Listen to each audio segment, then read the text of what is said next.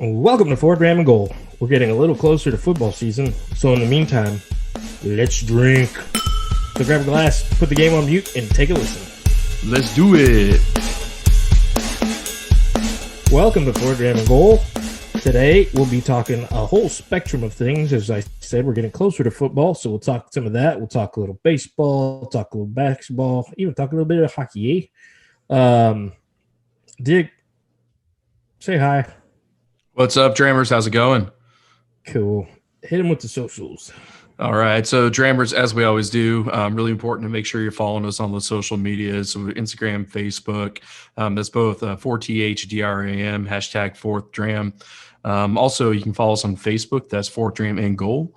And, of course, make sure to follow us and rate us on all of your podcast streaming services to include Audible, Castbox, Spotify, etc. Pretty much wherever you're listening to us right now. Obviously, we're there. We want to make sure that we're getting any feedback from you. So as we always tell you, shoot us an email, man. 4thdramandgoal@gmail.com. That's 4thdramandgoal @gmail.com. We're here. We're ready for you. We want to take your feedback. And hey, if you got a question or got some good points or comments, we might actually bring you on the show to drink some whiskey and talk some shit. And like you said, we got football drama, we got playoffs, we got a whole shitload going on. But what I'm really excited to talk about. You talking about playoffs? I think you mixed Allen Iverson, so you're talking about practice and Herm Edwards. No, it doesn't. No. Yeah. It's not Herm Edwards, Dick Vermeil. Yeah, you're right. But still, I was closer than you were. Well, whatever. As usual. There's another for the editing floor. So, yeah, we're going to talk about playoffs. And then what I'm really excited for is I took a distillery tour down at Samuel Maverick Distillery with my dad and Ed. And I want to give a little roundup about that as we review some of their whiskey tonight. So I kind of answered what am I drinking tonight? What about you, man? Yeah, I'm excited to hear about that. It'd be nice when we finally get to do one of these tours together. I did the Gulf Coast, you did Maverick. I actually gotta find somewhere in the middle. There you go. I actually picked up a Texas whiskey myself, and it is a second bottle in the last month because the first one was so good, and I posted a picture of it on the Instagram, and I thought I had to do it justice and bring it onto the show. I have Whitmeier's original whiskey, Bourbon and Rye Blend. That is a local Houston distillery. Pretty cool background. Two brothers were enlisted in the Army together after September 11th, came back, went to college, and then started their distillery dreams. And this specific bottle, like I said, it's a bourbon rye blend, which, intrigued me right off the bat. But some other things about this specific bottle is I've got batch 12. The first bottle I had earlier this month was batch 11. It is 55.2, which is right around my sweet spot of 110.4. The rye is from Indiana. The bourbon is from Texas and Kentucky, which is on the back of the bottle. And the cool thing is $1 from every bottle bought of this goes to the PTSD Foundation of America and Camp Hope of Houston. So that itself was another reason to buy this delicious. Well, I'll wait to give you my official scores, but this very good. Should make obviously Houston if you're trying it again. Yeah, obviously if you're trying to get it, maybe in the positive column. What do you think? It'll be around there. I'll say that. Yeah, man. Right. But there's some stuff to talk about. I was up late watching that Suns game. The craziest, let's just draw it up and put it above the rim and just dunk it. That's the easiest thing. I'm doing a little rift. Well, I want to do it for a second for our headlines. Let's get into it. Well, I was going to get to that. I was going to say, but let's get. Okay. All right. Okay. I'm sorry. I'm sorry. I don't have a niacin story this time. Okay. Freestyle. Sorry, man. Talk about the classic, every time you draw it up in the sand, just throw it up above the rim and dunk it. I mean, it's that easy, but it never happens. Well, that happened last night. Did you stay up for that? Was that not past your bedtime? It was past my bedtime, but I did watch it on streamable afterwards in the morning. So I didn't watch it live. Didn't have that kind of thrill like you did. That's lame. Some of us have to work during the summer. So. Oh, nice. I do work. I just happen to have a couple more days off than you. It's not my fault. Your career counselor sucked. Yeah, the best was Michael Wilbon's and Stephen A. Smith's reaction, because those two, it's kind of the loudmouths, the good ones to listen to, just to see them stunned like the rest of America. But that is it. There was a picture of them, like literally with their mouths open. Right. It was a video. Yeah. Yeah. There was a video of them like as it happened. So with that perfect setup last night, let's talk about our second dram and get into our headlines, starting with the I don't think that was the old playoffs NBC. I think that was like. I think the second time you've done that. It is, right? Yeah. My favorite NBA jingle is the old TNT's in the house, or the NBA's in the house on TNT. You know what I'm talking about? Get it right if you're gonna reference it. NBA playoffs. Pot in the kettle, buddy. 4 teams. I'm so accurate. 4 teams who have not been in the finals since the merger. We've got the Suns, the Hawks, the Bucks, and the Clips. Who? Clips. Oh yeah, the Clippers. That other LA team. I've actually got the Hawks and the Bucks on right now. Those Hawks, man, telling you. Talk about a team that came in hot into the playoffs and are just keeping it going. It's the start of the fourth, and the Hawks are up in Milwaukee, 88-85. They have been exciting, and a lot for the reason that I talked about on the last episode, or maybe the one before last. I don't know. These are teams that we don't usually see this time of the year, and it's been a good while since somebody by the name of LeBron James or Stephon Curry was not playing. So what are your thoughts so far from a not so much NBA dude? Yeah, I mean, I think the last time I saw the Suns or the Hawks this time of year, it was during the NBA lottery. So that's the most recent time I've seen them this late.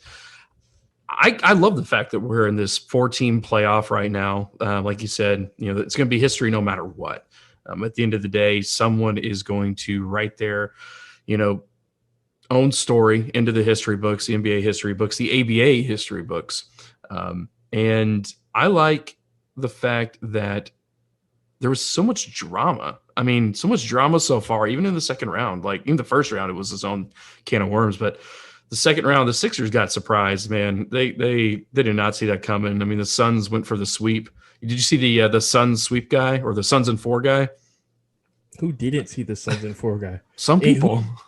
Who didn't not think he was the coolest guy in the world before he got tickets from Devin Booker? Now, how does he one up that? I mean, is that his 15 minutes of fame, or does he become the Suns and 4 guy forever? I might try to kick his ass to get my 15 minutes of fame. I don't. Dude looked like he had a little bit of hockey in him. You know what I'm saying? Like, what did he go? I didn't notice all that, but he went for the jersey grab and then the uppercuts. That's either classic hockey or classic Irish pub right there. Yeah, definitely not classic Kimbo Slice or anything. No. Does it take away, and we'll get to the Nets in a second, does it take away no Kawhi Leonard, so maybe the Clippers have an asterisk? I don't think so. I mean, you could say the same thing about the Suns. I mean, they don't have CP3 right now. Exactly, but he will be coming back. He will. Yeah. It's probable, and Stephen A. Smith, it's a guarantee, but probable for tomorrow night. Well, then let's get on into it. Does it say anything that the Nets didn't win at all? I think it says a lot of things. It's just what's the storyline you want to follow, right? You can't just throw money at a problem. The Yankees model is not the same model. The era of super teams don't always pan out. Kevin Durant can't walk into any team and make them better. I think it says a lot about KD from the standpoint he couldn't win with the Thunder. He went into a winning team already, won with them, but then thought he could take his moxie and his prowess over to Brooklyn, and it didn't work. It just didn't work. I mean, he had a bunch of tools around him too. I think if the one storyline I really want to focus on is KD out of all this, not so much the Nets themselves. See, and I won't do that. And I'm not a KD guy because of the move to Golden State, and I think sometimes like the interview with Charles Barkley to kick off the year. I mean, just talking about sulking a little bit. I'm not a KD guy, but his game's never in question. I do not think he has anything to do with why they lost, including the air ball at the end. I do think you made a good point. You can't just throw money at it. I still think it's kind of a failed season because of not winning it all. But I still think it's out of the classic. What's that? What was that movie? Jim Carrey, where he's God. Oh, Bruce Almighty. It's how the cookie crumbles. I mean, and that happens for every team. Happened to the Warriors a couple years ago when they lost Durant and Clay. You always got these little asterisks. So I think the way the playoffs worked out, the Nets became that story. Like, okay, it was kind of like a handicap in golf. I think that definitely even the playing field with Irving going out and Harden basically. There was one game where he played. I don't know why he played that long. He was just in there to be there. So I definitely would have a lot more ammo to talk shit had they lost with the full crew. But that doesn't take anything away from the Bucks. No, not at all. But I mean, for the Nets, it was championship or bust. Right. I mean, it's a failure to your point if they don't win it all. Yeah, and it'll be a huge failure if they don't win it next year. Yeah. I just wonder how many dates with porn stars Katie's going to have during the summer, and if he's going to bring his side girl for a guaranteed slam dunk each time. Watch a lot of Barstool, man. You watch a lot of Barstool. Dude, that was one of the more entertaining stories I've read in the last couple of weeks. Trae Young's the other big story. Dude, big story? Well, yeah. Was that a... He's 5. That's short. He's 5'11". Come on, man.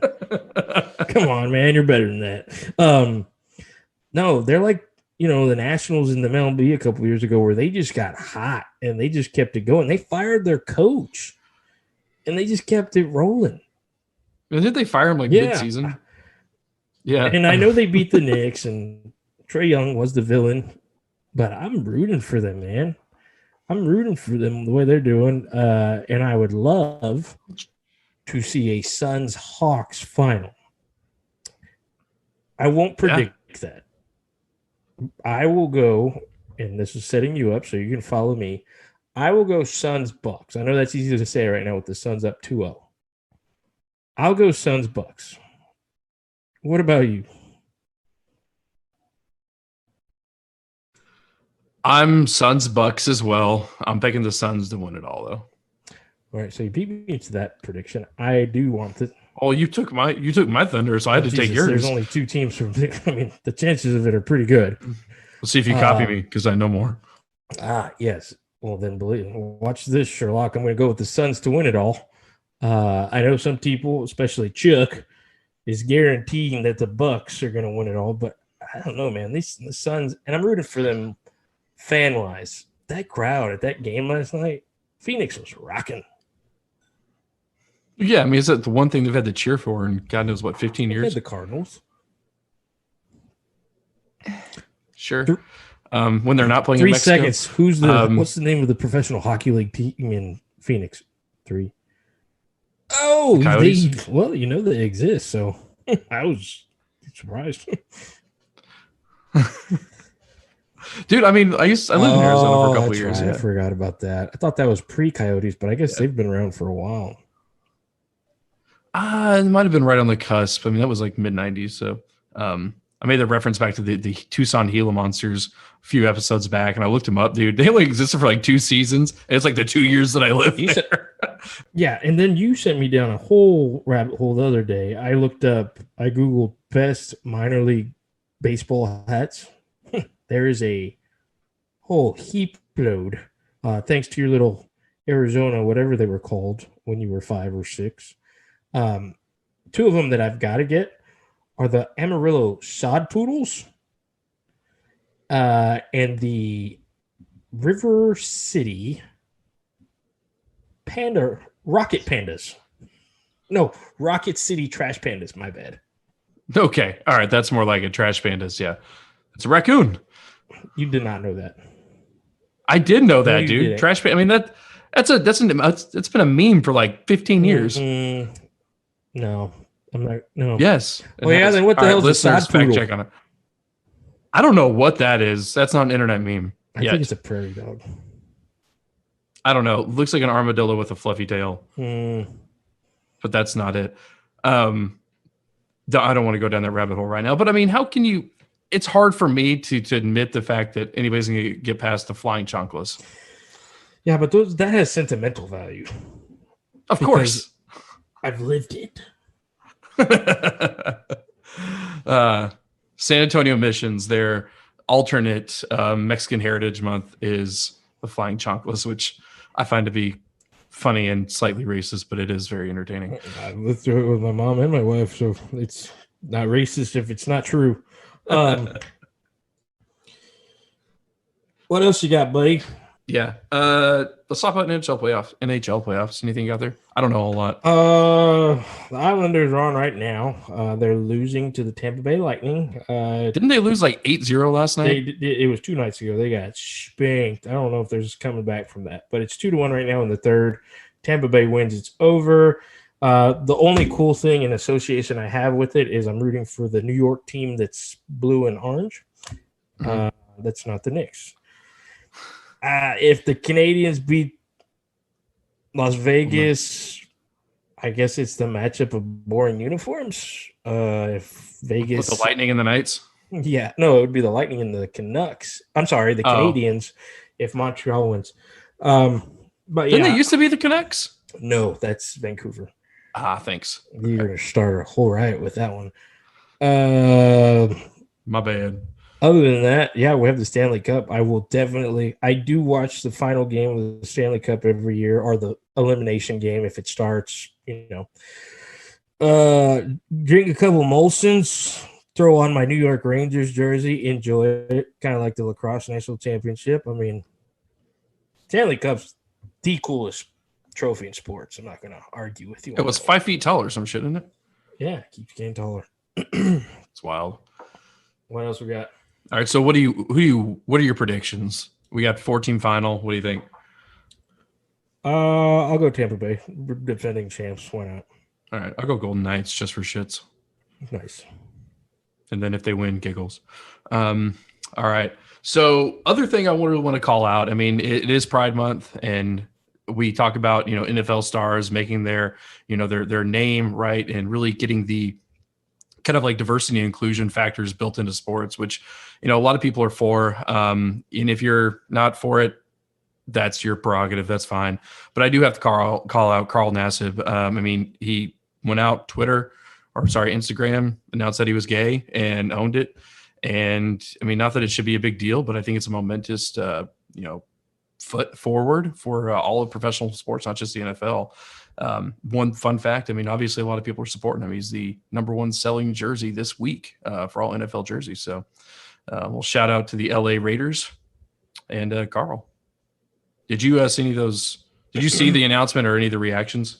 I did. And you made a huge mistake there. It's the Las Vegas Raiders. Oh, thank you. Yeah, my bad. Los Angeles Rams, Las Vegas Raiders. My bad. I'm still getting used to this, guys. No, it was good for him. Congratulations. There's definitely, and I think there was a lot of people that were split between the two. There were those that were saying this shouldn't be a big deal anymore, which it should not. It should, shouldn't be a big deal. And then there are those that were saying it is a big deal and it needs to be celebrated. And I think that they're both right in their own arguments. This is a great thing that he did. It's awesome, especially with the donation. And then there's a part where I hope we get to the point where this does not need to be done. Yeah. Now, I don't want to get lost in the history books. Like Michael Sam was the first open gay NFL player, right? He just was not the first NFL player to say because he came out before he was drafted. I mean, he was an active NFL roster with the Rams, right? So I think I think he was the first openly active. I think everyone prior to him had already they made their announcements post retirement. Right. So yeah, but he did not make a team, and this guy's a dude. So, have you ever seen him on Hard Knocks? No, He was on Hard Knocks. I never watched Hard Knocks, man. Why not? Just never got around to it. Hmm. I know, judge me. It's cool. I need to find a new co-host. Because Hard Knocks is awesome. Yeah, I remember the first season with the Ravens and Saragusa and Sharp and Ray Lewis. Anyway, dude, of course, Penn State. Dude's wicked smart. He gives like a financial advice on an episode when he was with the Browns. It's freaking awesome because the guys are like, "Oh shit!" Like it makes a lot of sense what he says. So yeah, that was. I didn't watch too many. He was with the Raiders last year, right? Yeah, I think so. Bucks. Well, he's with the Raiders this year or this Right. last year. Yes. Okay, didn't see too many Raiders games this last year, but dude had a good season. So yeah, it'll be exciting to see him play. I'm still definitely wanting to get over there to that new stadium as we've talked about, and I heard tickets are cheap to Vegas right now. So, Dude, I don't know if cheap tickets are really cheap anywhere, man. I was listening to a podcast today about basically American Airlines, for example, having to cancel people's like return flights, like the day of because they don't have ground crew or stewards to actually man the plane. So it's a crazy world right there. Definitely. What you got up in Way to be a buzzkill. I know, great. I was totally took my excitement and joy and dicked it up. Can you get me excited a little bit and tell me what's the nose in that wonderful glass you got there? Yeah, man. So let me just give you a little background before I get into it. We're talking to Samuel Maverick. This is their Alamo whiskey, which was actually like a limited edition run. This one is 22 months and 24 days old. So it doesn't quite meet the bourbon 2-year min. And it's technically a Texas single malt. But I'll tell you, it has those traditional Texas whiskey properties. And this is one of my favorites so far that I've had for a Texas whiskey. And I'm not just saying that because I went to the distillery tour and it was freaking amazing, which I'll tell you about here in a minute. But it reminds me a lot of like Iron Root, how it's got this on the nose, like sweet corn, this like faint oakiness to it. And like just cinnamon spice, like nutmeg situation on the nose. If you're really searching, you got this like charred berries or like freshly canned berries, something like that. Kind of antioxidants are coming out a little bit. But I really like this one, man. I really do. Like, especially the nose. It's one I'd go back to. Nice. What's your grade? So the nose is going to be an A-. Ooh, and that's all right. Even if you're giving it bonus points because you went to the distillery, they gave you the experience, they gave you a ride. I mean, there's nothing wrong with that. Yeah. So back to this Whitmeyer's. So would you consider this a boo rye, like high west boo rye? It's a blend, Boo right? rye. I like that. Boo rye. I don't know what it is. It's good on the nose. So for 110. You get similar Texas features. You get the young corn, definitely, but with a little bit better vanilla honey mix going on there. And it's actually bringing out, because there's very few that will actually give that Texas young corn, like that'll be the best part of the nose. That might actually be what's going on with this one. Slight perfume to it. But yeah, that vanilla honey twirl with that Texas corn is coming out, and at that sweet spot of 110, it burns a little higher than that. But I'm going to give that a solid B on the nose. So you've had this one already. You've drank it a little bit. Have you found at all that after you have a sip, the nose gets a little better or it changes it all for you on this one? So I had batch 11, like I said. And if I'm comparing it, this one is a little spicier on the nose. That corn is there. I would go with the nose on batch 11 from, my notes. It does mellow out. So perfect example. we were talking about earlier. I had that 93 proof, the Blue Note. What was it? The I got it right here. The Juke Joint Blue Note. I texted you right away. It happened to me again. Wasn't very happy with it at first. 93 proof, crafted in Memphis, unfiltered, cool looking label. But it grew on me. It did. The flavors blended a little bit better. The nose came together. The taste went together well. I put it on ice. Usually that'll fix some. That didn't fix it much. Made a nice old fashioned. That did the job perfect, down to about 4 of those. But then I found myself sipping on like the last third of the bottle. Could have been the high temperature and the cold river water that did that on my vacation, but it got the job done. It like I said, it's worth the label. It was like $27. It wasn't bad at all. But yeah, if that was my long answer to your simple question, sure, the nose can change on me. So I like where you went because I'm going to go down a little bit of a rabbit hole here. I went and got my hair cut for the first time in 2 years at a barber or a parlor. I usually cut my own hair. It's usually, you can tell if you can see me, but I got a professional haircut.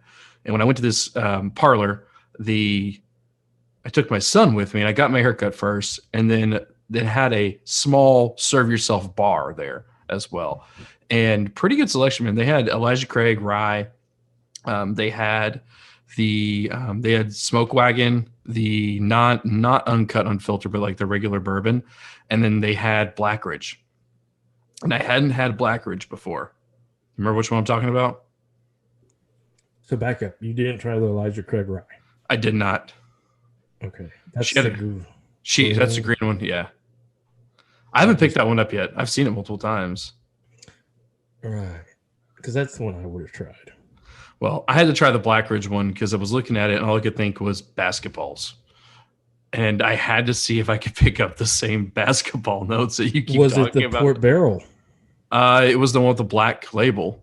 Right. But I don't think the Port Royal cask has like a violet. Oh, okay. No, it was just regular Black Ridge then. But I didn't get the basketballs off of it, so I was a little disappointed. But it wasn't bad. I mean, for a quick sipper. I'll try the rye next time I go there. Nice. Yeah, you just keep going there because the haircuts before were self-serve, though? Like you just grab that sucker and pour you some? Yeah. Did you pay? No, I mean, I paid for my haircut, but no, it was just, hey, help yourself. No way. Yeah. Man, I'm going to have to talk to my barber about that. See, down here in H-Town, we got a full bar, like a full-on bartender. And it's definitely not serve yourself. Maybe it always won't be that way. I mean, it's not the biggest parlor, but it was really cool because apparently one of her clients is a distributor. So like she kind of like barters with them liquor for haircuts. So I was like, man, awesome. Yeah, it's a great deal. My regular job right then and there. I mean, granted, I only act like 3 days a week, but I would quit my regular job and do that. But cool, man, cool. 2 rabbit holes throws me for a loop. What are we going to next? All right, so let's get into the third dram. So this is going to be our section. We're just going to call sports drama. So this is really just all of the random shit that's popped up on ESPN or Instagram or Barstool Sports or whatever we've seen over the last like 2-3 weeks. So it's maybe not going to be the most relevant stuff to as we're recording or when this gets released, but I think it's something that we can all relate back to. Where do you want to start? I mean, we got some topics thrown out here. Do you want to start with Brady, the GOAT? Yeah, we can go to Brady. What's wrong? Nothing wrong with Brady. I'm just a little distracted. It's 103-107. Atlanta's down now. 3 minutes left. We've got another exciting NBA playoff game. These games are just awesome. What did old Brady do now? So 2 Brady things. The Madden 22 cover got leaked. And it's just him and Mahomes sitting there, right? Like there could have been so many better options for them. Like they did a whole photo shoot, obviously, and that's what they come up with, and they're just sitting on the ground or sitting on a bench. What the fuck is that? I did see that. Did you see the meme where they just took like the Mahomes cover from like last year or the year before duct taped Tom Brady's face next to his and scratched out the year, and they were like, saved you $60. Oh yeah, it's going to be the same game. Same Yeah. game. If you're a Madden fan, that franchise has kind of gone down the tank. You can take NCAA 14 that Kurt and I have talked about in the past, and that's a better game, hands down, than any of the Madden since then. I wouldn't say that Madden's tanked. I think Madden's just so consistent and so awesome. You can't change it. Oh no, I think if you get into it, Madden's tanked. Madden 21, if you dug into it, the first release of it before they did updates, there were literally still banners they had, and it said Madden 20. Like they did not go through the entire game. So you're gonna compare the 1 year of COVID and the roller coaster that the sports world was on? Don't get me started on Electronic Arts, dude. That entire company's a cash grab cow. Oh boy. All right. So all right. So what was the next Tom Brady thing? Dude, the Tom Brady when he made a comment about a team. Oh, this motherfucker for me. Yeah, you're gonna stay with this motherfucker. Okay, yeah. So okay. So there was to provide some background in case you hadn't heard of it. Tom Brady was asked a question about his free agency before he signed with the Bucks, and that one team towards the end of it, they decided to stick with who they had, and he said, "Y'all are gonna." Like he couldn't believe it. He was literally like, "Y'all are gonna stick with this motherfucker." So there's a lot of speculation. Who the fuck was he talking about? I'm gonna go with your suggestion. That actually sounds pretty accurate because if you think about it, so before we get there, who was it down to? It was towards the end. It was the Chargers and the Bucks. Could he have been talking about Tyrod Taylor? I doubt it. Maybe this was pre, it's pre Tyrod's injury, obviously. Right, and what better plan than to draft that dude, bring in Tom Brady for a year or two, and then it is kind of funny that at the last, it was like L.A., no Tampa Bay, L.A., Tampa Bay. It could have been LA being like, nah, we're good. We're going to roll with Tyrod. I don't know, man. I still think it's Garoppolo. Yes, and your suggestion does make sense, too. Because he wanted to play for San Francisco. And that's Garoppolo does have the, I can't believe, motherfucker. He has that written on his face. Let's go with another LA team, though. Did he say he wanted to play for the Chargers? He said he wanted to play in LA. I just remember kind of towards there at the end, it was LA or Tampa Bay. Those were the two final destinations. So why wouldn't it be Goff?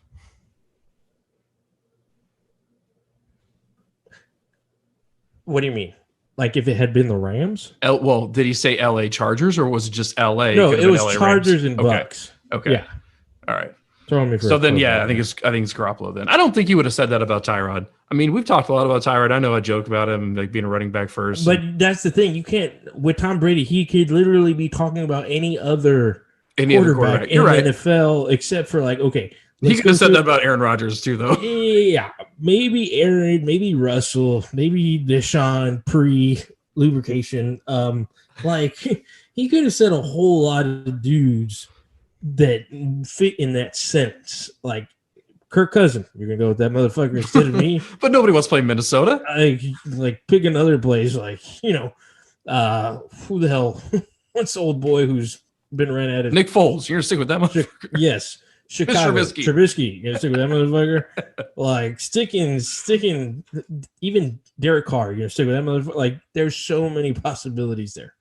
That's a fair point. I still think it's Garoppolo. It had to be Garoppolo or Tyrod. Yeah. You brought it up. I didn't. You said Deshaun. Did you see? I saw a little blurb. I don't know how credible it was. He could be suspended up to 2 years. I did not see 2 years. Okay. I did say the whole possible exempt list for a year, depending on everything. But yeah, I mean, the sucky thing about this is I can't even.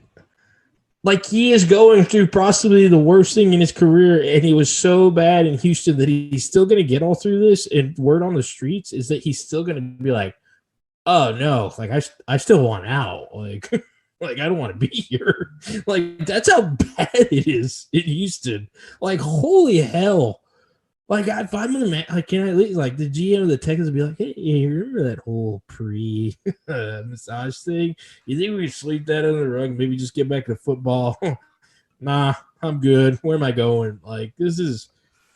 But the shitty thing is, like, someone's gonna pick him up. It's not shitty at all. That's what's. But Kaepernick couldn't get a job. Well, that's a whole. It's a weird world, man. Okay. I mean, I'm not wrong about that, am I? And well, okay, let me ask you this. And I this is not my stance on Kaepernick. I think Kaepernick should have gotten a job.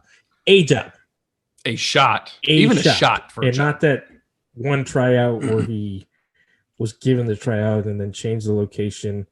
But he should have been like given a realistic shot.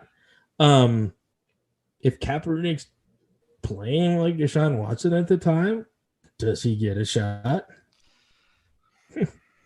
I think the question turns into who gives him the shot. Yeah, maybe. And I think that if you think about Kaepernick and how he was playing immediately before all that, it wasn't as great as football. But before that, he had 2 really solid seasons. But he was not Deshaun Watson. And that's where it turns into a shot. That's a fair point. What shot? Like, ooh, shot. And then does he even being quite like, is San Francisco considering like getting rid of him? You know, if he's playing at Deshaun's level at that time. I don't know. I think you'd have to take our whole social environment into play there, and that's a factor you really cannot put a tag on yet. Nice. So, that's an interesting point, though. Yeah, that's just, it's not a point that I'm the one who's just brought up, but that's just since we're talking about Deshaun.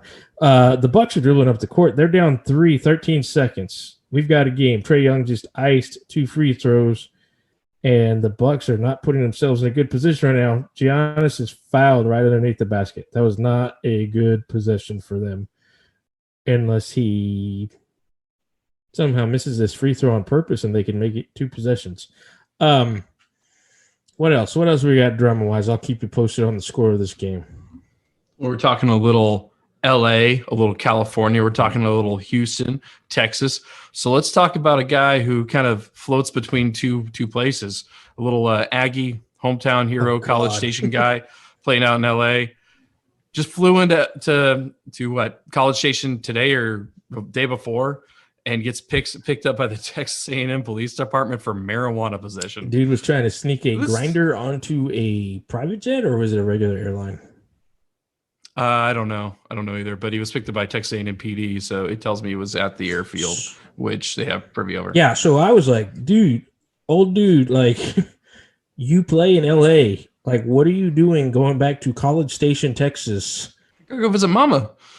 And then I heard poor dude was born and raised in A&M, so he was just cult following his whole life. Like, oh, all right, well, I'd probably be maybe some reefer myself. I don't know. Like, that makes total sense. $550 though. He's out on bond or whatever. It's such bullshit though. Did you see LeBron's reply to it? Something about didn't he put like a meme?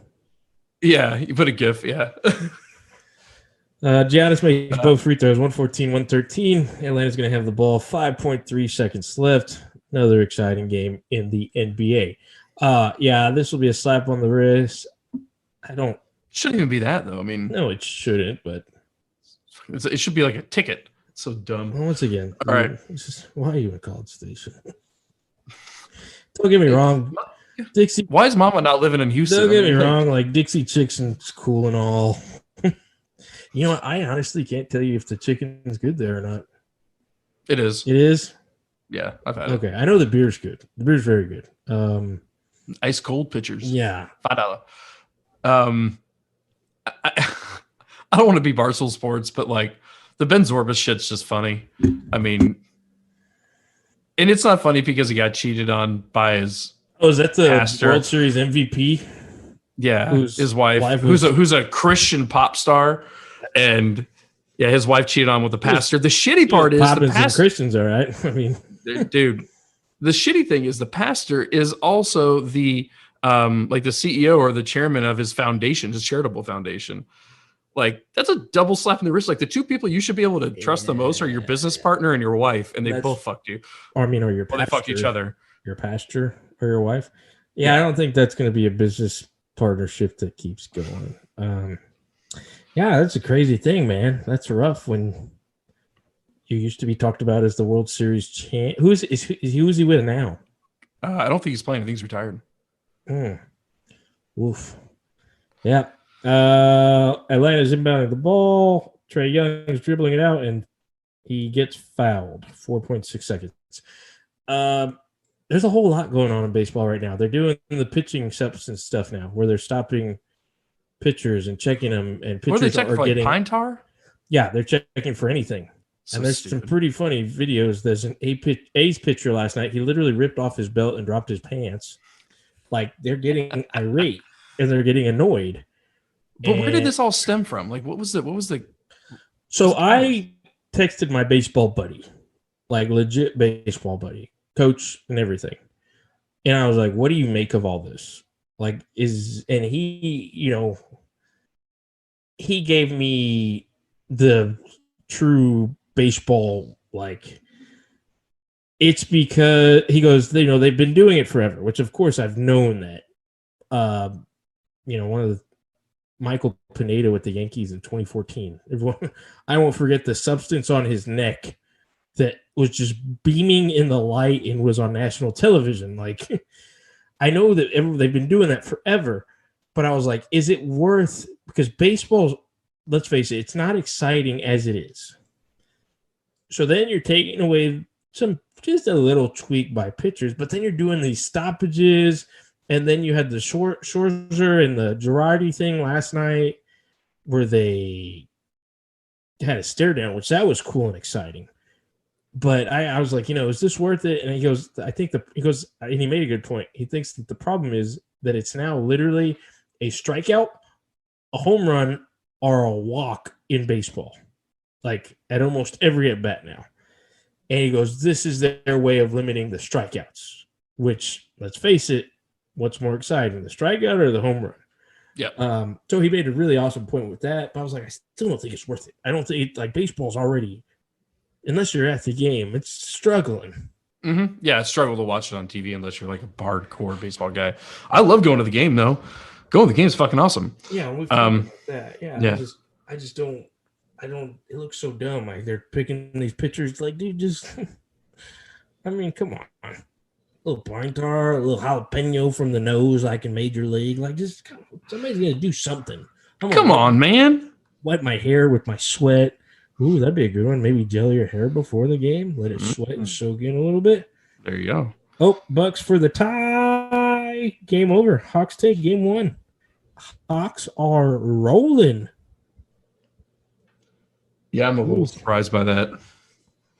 Oh, I'm going to change my prediction there, son. Yeah, so baseball's – I couldn't tell you, which teams are awesome right now besides the Padres, but I can tell you there's a cheating wife with a pasture and pitchers getting pissed off because they're getting checked for everything and anything. I mean, like, this is just the latest example of, like, cheating in baseball. Like, it's like the one sport where people are constantly cheating. They're just finding a new way to do it, and it's not really new. It's just a 100-year-old way to do it everybody forgot about. I mean, they've been using pine tar or some substance like that before it was even on TV. We used to listen to games on the radio. Yeah, no, it's not. That's, and I think that's where the pitchers are like, "Are you serious? Like, you're going to do this like now?" I think it was a Rays pitcher that was actually saying that it caused an injury to him. Pine tar?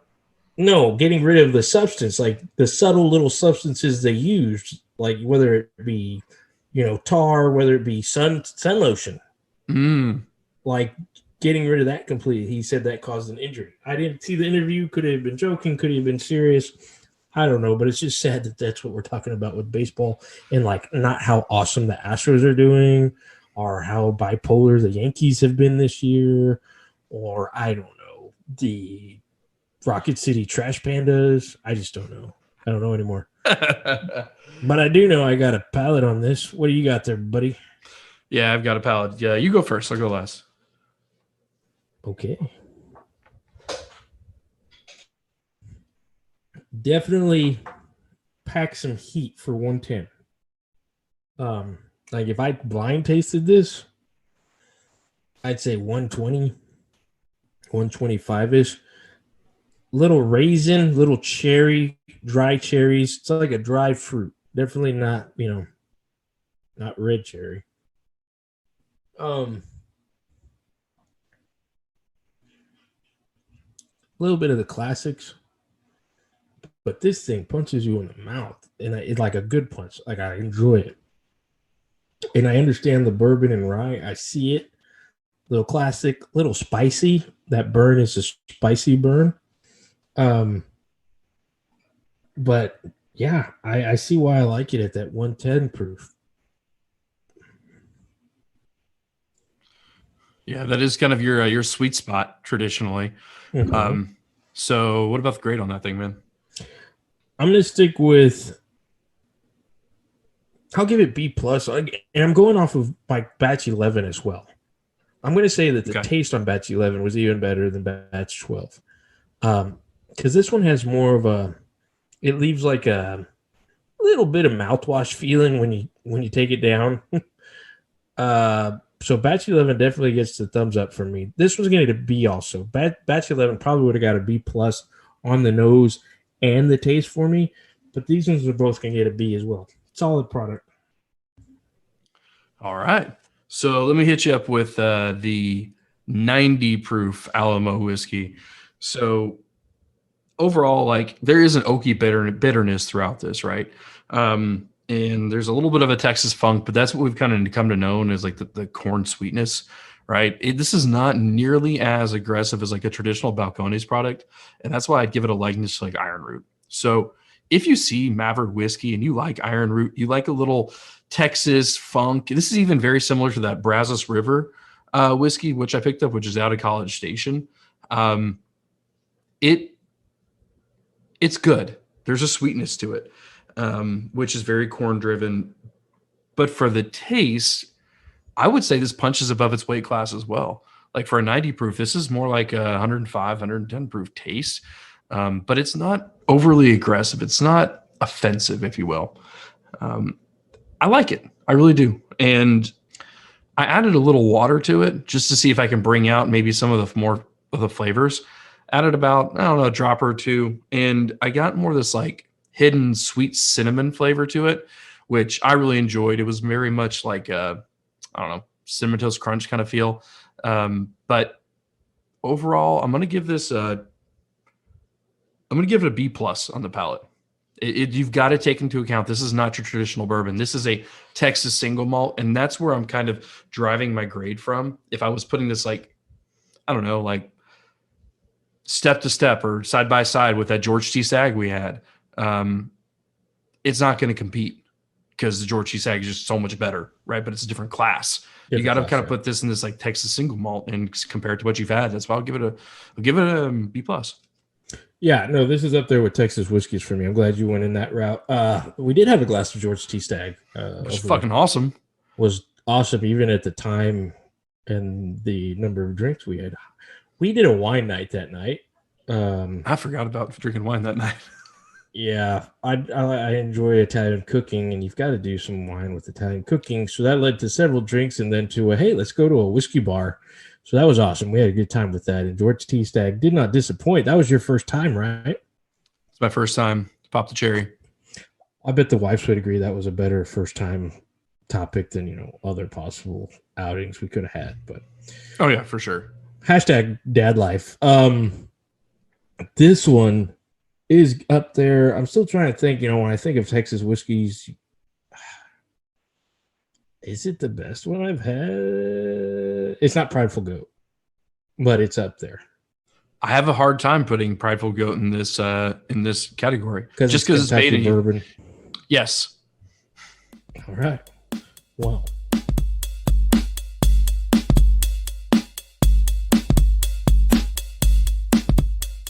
All right, coming back from that quick break, Kurt and I tried to get Ed on the phone with us. Unfortunately, he's not going to be able to make it tonight. So I'm going to do the injustice of telling our little distillery tour story. So Kurt's going to stop me if he has any questions, but I'll pause a little bit here as we talk about specific instances. What I really want to do is paint a picture for our listeners and just give some insight, because Kurt, you've gone on some distillery tours. I've gone on some brewery ones before, but this has been my full like kind of in-depth experience. So my dad decided he was going to come into town for Father's Day, and Eddie and I had this tour already lined up. We were going back and forth between, do we want to go to Maverick? Do we want to go to Ranger Creek? We want to hit both. We ultimately landed on, hey, let's try Busted Sandal on the way to Maverick, because I really like Busted Sandal. And let's go to Maverick and do like this whole like VIP tour experience. At the end of this, if you don't listen to anything else, if you're ever going to a distillery tour and you have the option, just pay the little bit extra for the VIP or the private tour if you can, because typically there's some additional perks to it that you won't get with a standard tour. And I really think it gives that next layer of like experience and knowledge and more like personal one-on-one relationships with these guys who actually work there and do all of this work to give you that product. Just to give some backstory, we got there Saturday and went in, paid our dues, everything like that. We had some time to kill before the actual tour started. So cool thing about Maverick is they've got a whole like restaurant right above on the second floor. And it's a 3-story building.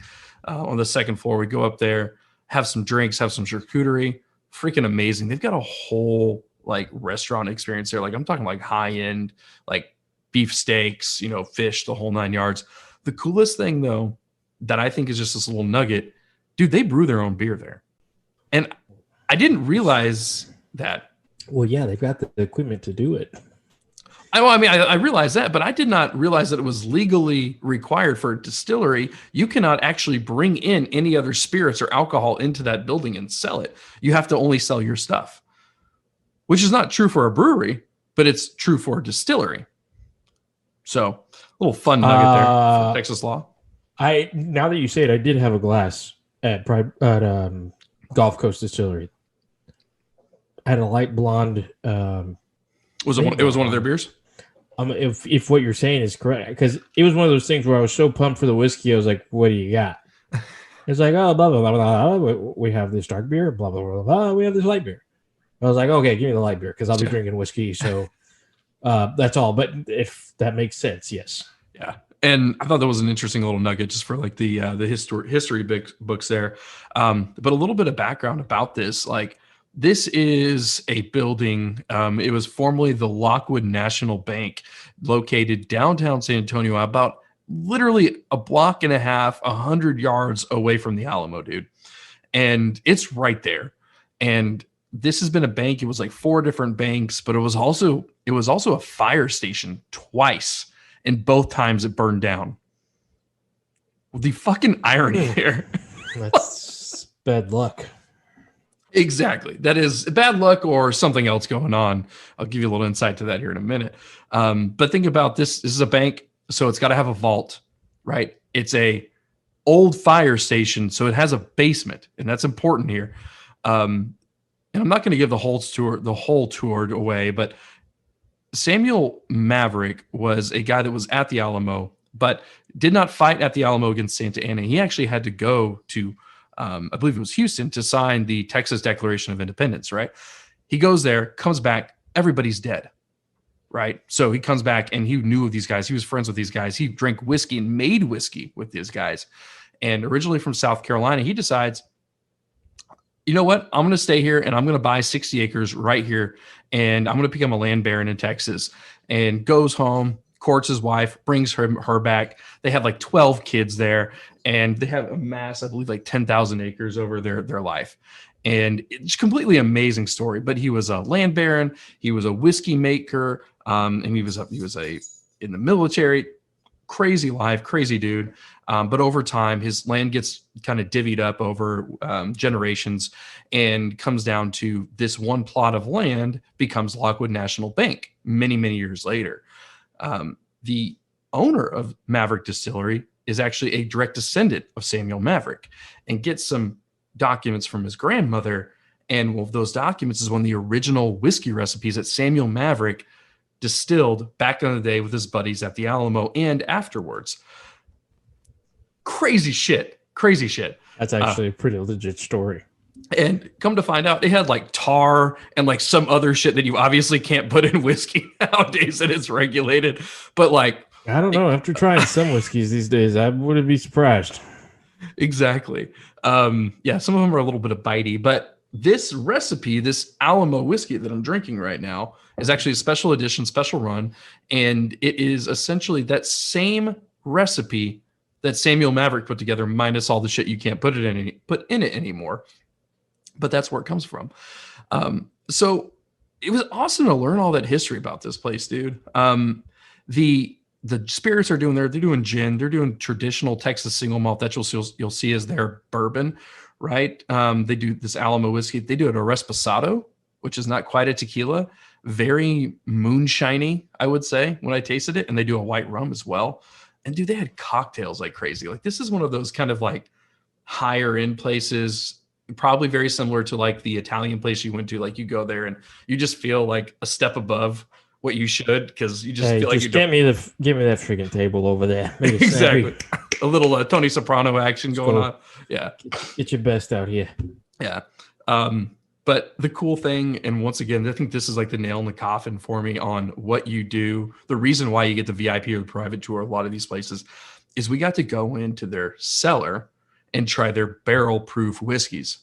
So I got to try their barrel proof stuff for like 125, 130 proof, their regular whiskey that they sell, their bourbon, but also their unreleased weeder.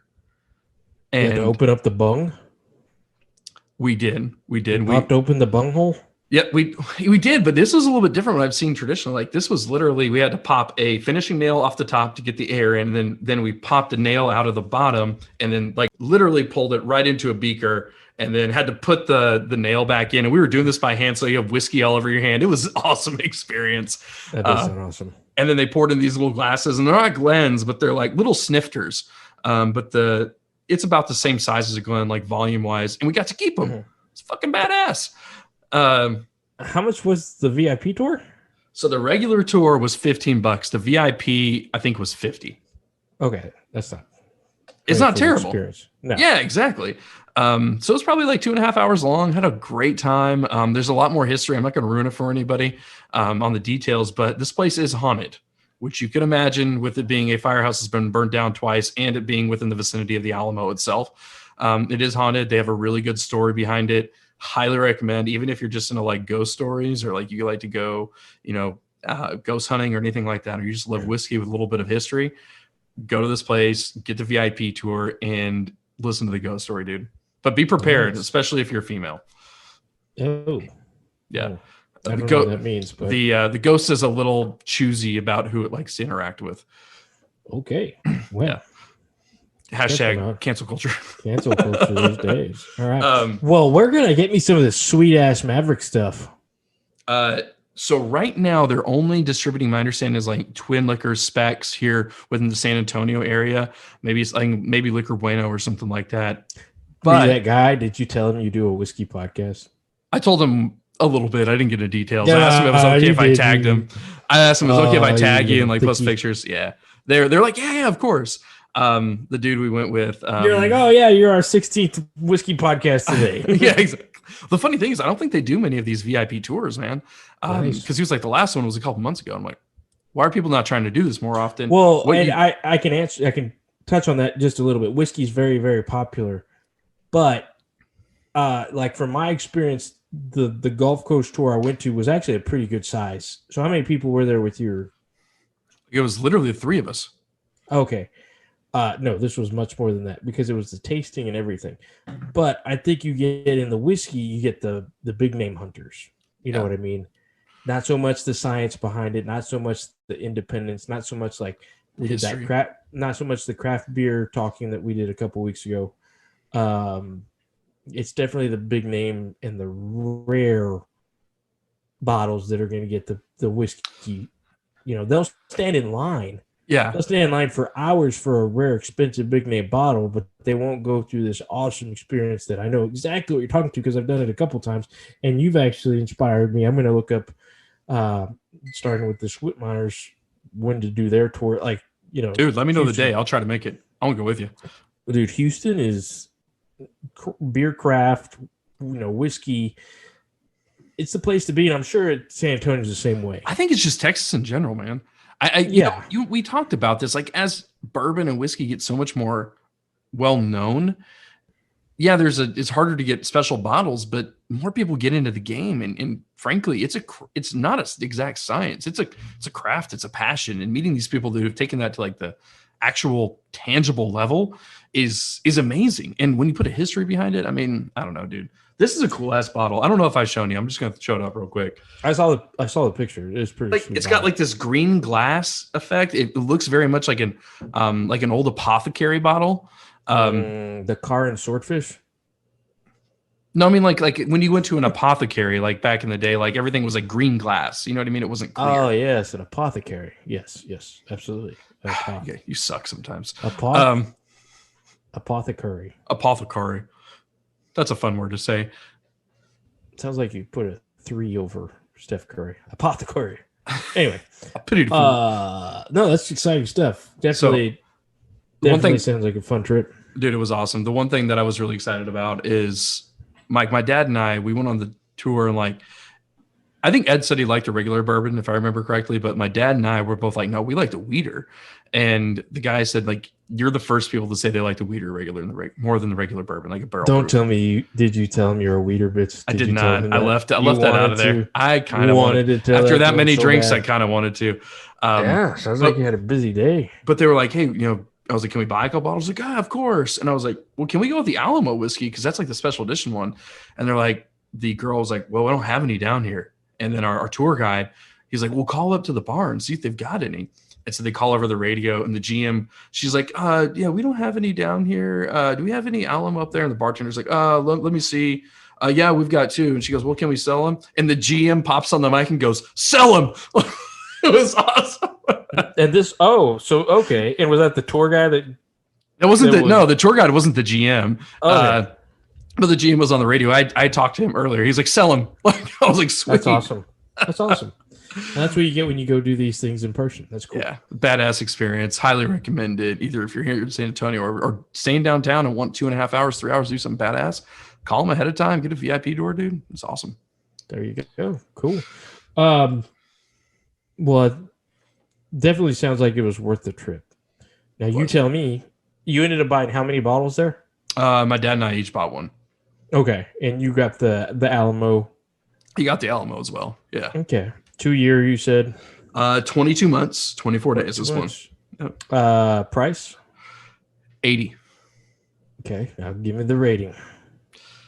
So I'm going to take everything I'm going to take everything into account here, right? So I'm going to understand the fact that I'm going to be a little homer, or I'm going to try to get away from the fact that I'm a little homer, that I really like the experience, like the distillery, like the people. And I'm going to really try to put this on like its own like plane. When you look at Texas whiskey, and I know I just went through this, it's different. It's a Texas single malt. It's a different experience. It's not your traditional bourbon. And keeping that in mind, I would say if you're just like bourbon, you like whiskey, I think this is a B+ in the entire scope of it. But if you look at like Texas whiskeys from what I've had, including Garrison Brothers, Balcones, Iron Root, I'm not taking Prideful Goat into consideration here. Ranger Creek and this one, the 5 I can think off the top of my head, this is an A-. I mean, this is a good Texas whiskey. And the cool thing about it is when I had this conversation with them, as they're starting to expand, they're going to continue to barrel and age stuff in their basement, in their cellar there on the property. But they're also going to expand production where they're actually going to be aging this stuff in like south of San Antonio. We had a conversation with like, that's a different whiskey. Like that is a different whiskey. It's going to age differently, like the ins and outs of the barrel and the heat and the cold. And you put it in like a warehouse or something like that in South Texas versus a basement, which doesn't fluctuate as much temperature down in the, downtown San Antonio. That's 2 different products. So I'm really curious to see what they do next. Really curious, but answer your question, B+ overall, A- if you're talking about Texas whiskey in general.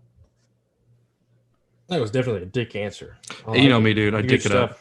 I like the way you did. I mean, I picture we're talking 3 Rivers in a room somewhere with South Texas heat. Yeah, I could see mesquite flowing through the air. Yeah, exactly. I definitely know what you're saying there. Yeah, I like the way you did mention you don't consider Prideful Goat because I know it's Kentucky bourbon on the bottle. I can see that being. I can see your reasoning there. This is up there with Texas whiskey as well. I'm definitely now interested to try the one you have. But this was good, and I've seen other Whitmeyers. I can't tell you. I know I saw one today, $80. It was limit one per person. So they definitely have some other products out there that I do want to get my hands on. Thus, might be looking to see to take a tour soon. If I had batch 11 with me, I probably would have given it a B plus. Very good. And it's so funny. We've talked about him before. He's the godfather of, I think, sports podcast. David Portnoy, who does his pizza ratings, he'll say like 7.4. That's a solid score, especially when he says that's what I typically give, my Neapolitan. That's a solid score for a Texas whiskey when it comes to me. I mean, the 11 getting a B plus. This one, batch 12, gets a B from me. I like what they're doing. I like the bourbon and rye combination. I love the proof. The price was $32. So I bought two of these. Really good. And that was one of the range. No, I take that back. I take it back. 38. Sorry, 38. Because it was 40 even with tax. Does not change my mind whatsoever. Solid B. Good stuff. Cool looking wine bottle looking thing. I had seen it all over like the Houston Bourbon Society page, the Katie Bourbon Mafia page, all over social. And I gave it a try, and I'm glad I did.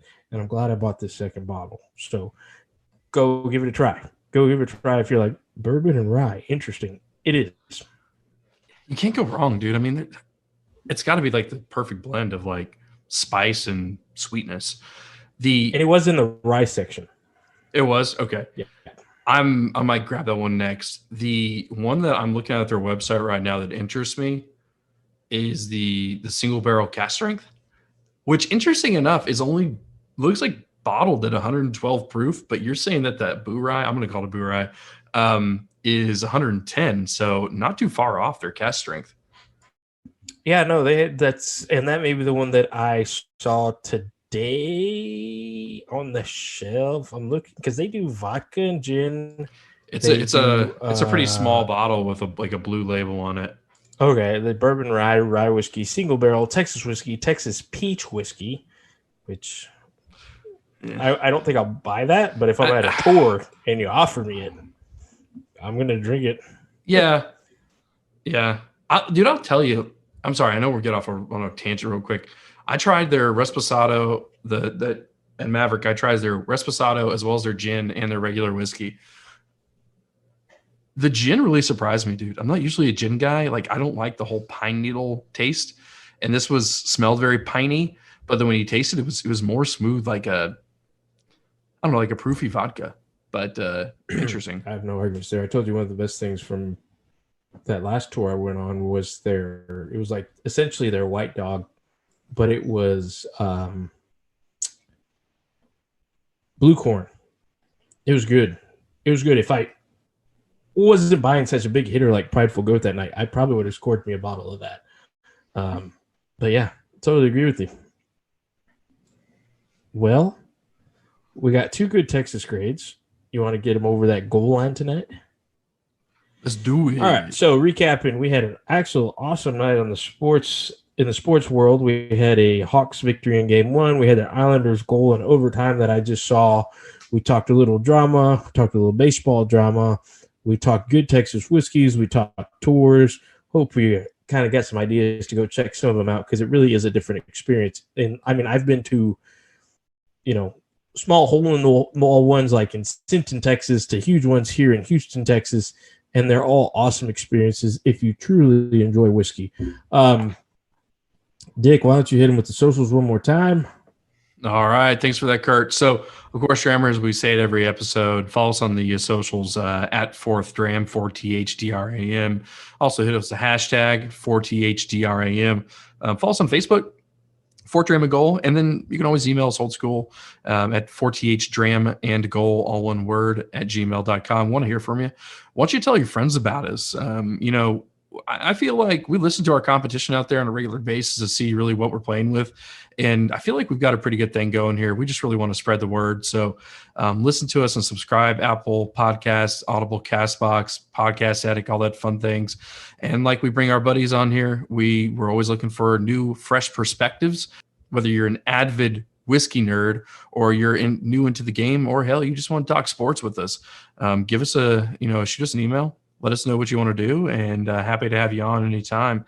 But Kurt, before we sign off, this is kind of your bright and shining moment of the entire episode. Hit us with the quote, man. Well, since I had to correct you and we had to put the Las Vegas Raiders, and I got a cool snapback on of them. I mean, like to be cool and edgy every now and then. I'm going to go with the great Al Davis from the Raiders franchise. We've talked about people who have started their own distilleries. We've talked about starting your own journey. Al Davis once said, "They said you had to wait to take what the defense gave you. No, we're going to take what we want. Go out there, choose your journey, stick to a plan, go with it." So to the next snap and to the next dram. Drink on, Drammers. Drink on.